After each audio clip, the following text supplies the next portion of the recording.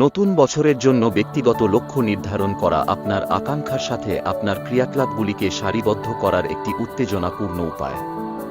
আপনাকে শুরু করতে সাহায্য করার জন্য এখানে একটি ধাপে ধাপে নির্দেশিকা রয়েছে।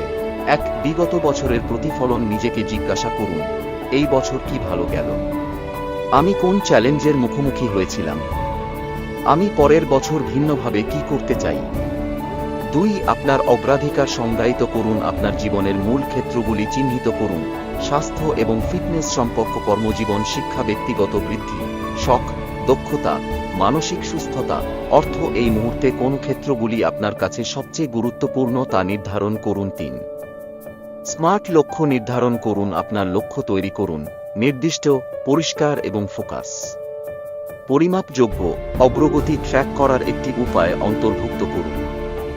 অর্জনযোগ্য, চ্যালেঞ্জিং কিন্তু বাস্তবসম্মত। প্রাসঙ্গিক, আপনার জন্য অর্থপূর্ণ। সময়সীমা, একটি সময়সীমা অন্তর্ভুক্ত করুন। উদাহরণ, ফিট হও এর পরিবর্তে বলুন, মার্চের মধ্যে 30 মিনিটের জন্য সপ্তাহে 3 বার ব্যায়াম করুন। 4. লক্ষ্যগুলিকে ধাপে ভাগ করুন। প্রতিটি লক্ষ্যের জন্য ছোট ছোট কাজ লিখুন।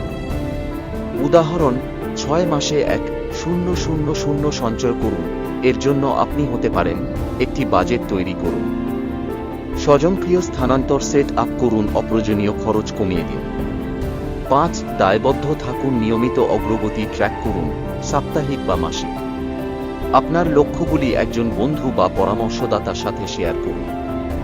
6. নিজের প্রতি নমনীয় এবং সদয় হন। জীবন ঘটে।